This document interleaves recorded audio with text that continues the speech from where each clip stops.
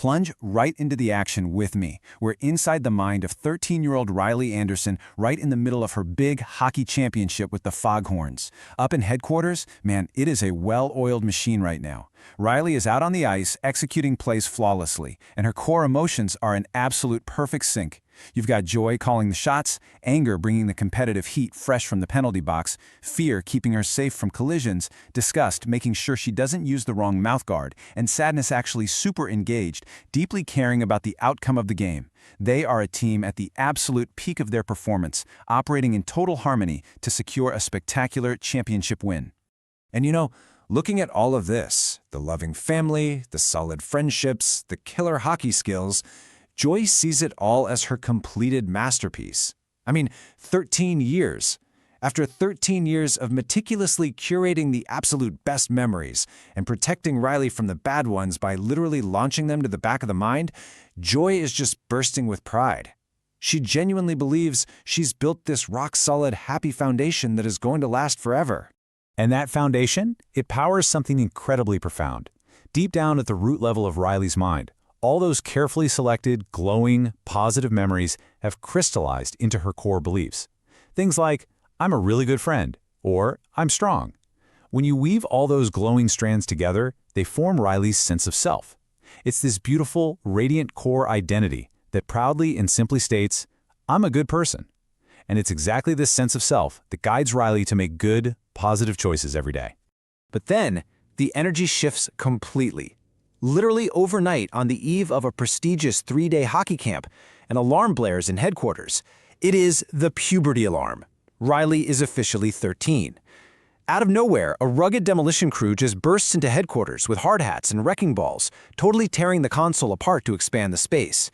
In a matter of bewildered, chaotic seconds, everything the original emotions knew is flipped completely upside down. Once the dust settles, the original crew finds themselves staring down a highly sophisticated group of new arrivals. First up is Anxiety, who shows up carrying 6 bags of literal baggage. Yeah, subtle, right?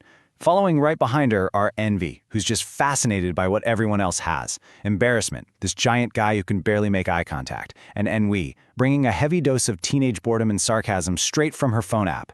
This new crew immediately disrupts everything, basically claiming Riley's life is way too complex for basic emotions now. The real spark that sets this whole clash off happens on the car ride to hockey camp. Riley gets hit with some truly devastating news. Her 2 absolute best friends, Bree and Grace, are going to a different high school. They're going to be separated. This revelation hits headquarters like a shockwave. Joy tries to brush it off and keep things positive, but Anxiety instantly spots the ultimate teenage threat here: social isolation. She envisions Riley eating lunch totally alone while only the teachers know her name. So, in a flash, Anxiety takes absolute control of the console. And Anxiety isn't just reacting blindly here. She is planning for the future with a highly calculated multi-part strategy. Step 1. Force Riley to distance herself from Bree and Grace. Step 2. Latch entirely onto Valentina Ortiz, the high school star player, and the older Firehawks team members.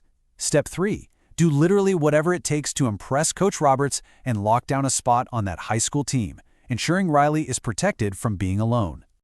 But to pull this off, Anxiety makes a ruthlessly drastic move.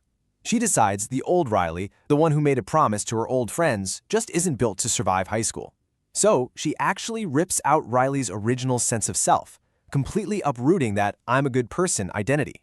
In its place, she starts planting a brand new anxiety-driven identity, one deeply rooted in a single repeating fear: I'm not good enough.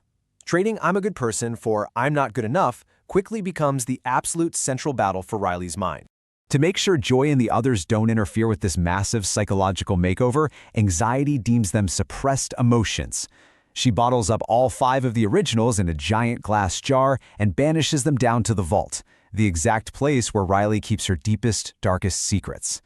Down there, Joy and the crew find themselves stuck with a 2D preschool show dog named Bluefy and Lance/Blade, this wildly dramatic, brooding video game character who is tragically cursed with a notoriously weak attack. But hey, you can't keep core emotions locked in a jar forever. In this completely chaotic and kind of hilarious sequence, they manage a breakout. They convince Lance/Blade to use his so-called feeble attack, which somehow perfectly shatters their glass jar. Then they turn to Bloofy's magical 2D companion Pouchy, who's literally an exploding cartoon pouch, and he happily hands over some dynamite. Boom! The vault doors blow wide open, allowing them to escape. Escaping the vault is one thing, but they are literally at the absolute edge of Riley's mind, and hockey camp ends in a matter of days.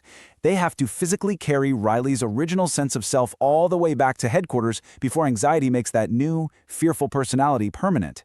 Every single hour counts. They have to map out this desperately long trek across the completely chaotic, shifting landscape of a newly minted teenager's brain. The route back is filled with some truly bizarre hazards. They first try hitching a ride on the stream of consciousness, but they quickly realize a teenager's thoughts change at warp speed. They're forced to ride on floating pieces of deep dish pizza, dodge broccoli, and worst of all, they almost fall into a sarcasm. It's literally a massive canyon that opens up in the mind anytime Enwi makes Riley speak in a heavy, sarcastic teenage tone, completely twisting her words to mean the exact opposite. While they're dodging sarcasm canyons, anxiety is up in headquarters working overtime. She has completely weaponized imagination land. She's got rows of mind workers chained to desks, forcing them to draw up every possible worst-case scenario. Missing the puck, failing the team, looking like a fool in front of Val, anxiety projects these nightmares straight into Riley's mind to keep her prepared. Luckily, Joy manages to briefly hijack the system from afar, launching up warm, positive projections of scoring and winning, which sparks a literal tug-of-war over Riley's imagination. Fueled by the sheer desperation of those negative projections, anxiety pushes Riley into some really dark, morally questionable territory. Convinced they absolutely have to know what the coach is thinking to secure a spot on the team, anxiety makes Riley sneak into the coach's dark office in the dead of night to read her private red notebook. It is a massive crossing of boundaries. And what she discovers, the coach currently thinks she's not ready yet. This sends anxiety's panic into absolute overdrive. Desperate to change the coach's mind, anxiety summons a brainstorm. But we're talking a literal, massive storm cloud, raining down terrible, frantic hockey strategies, like completely hogging the puck.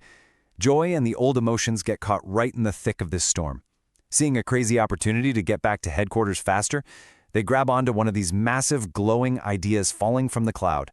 They ride this giant avalanche of terrible ideas, hurtling back toward the root of the mind to retrieve Riley's original identity. Everything comes to a head on the final day of camp during the ultimate scrimmage. Anxiety is relentlessly pushing Riley to score 3 goals to prove she belongs. Riley turns into a blur of selfish, aggressive motion on the ice. She's completely hogging the puck, annoying the older players, and totally ignoring her old friends. The sheer, frantic push culminates in a really disastrous moment. Riley skates totally out of control and crashes violently into Grace, sending her best friend tumbling hard to the ice. Riley is immediately sent to the penalty box for a grueling 2 minutes, and it's right here that the toxic sense of self-anxiety planted fully takes root. The belief, "I'm not good enough," starts rapidly echoing through Riley's mind. Her heart races, she can't catch her breath. It is a full-blown panic attack. Up in headquarters, anxiety is moving at the speed of light, completely frozen inside a chaotic orange tornado at the console, blinded by her desperate need to fix a situation that she ultimately broke. Just then, Joy finally bursts into headquarters. Riding an avalanche of bad memories she used explosives to trigger. She pushes through the storm of panic and physically pulls anxiety away from the console. It's an incredible emotional turning point. Anxiety in tears realizes that her frantic attempts to protect Riley have only caused her profound pain. Both Joy and Anxiety are hit with this incredibly hard truth.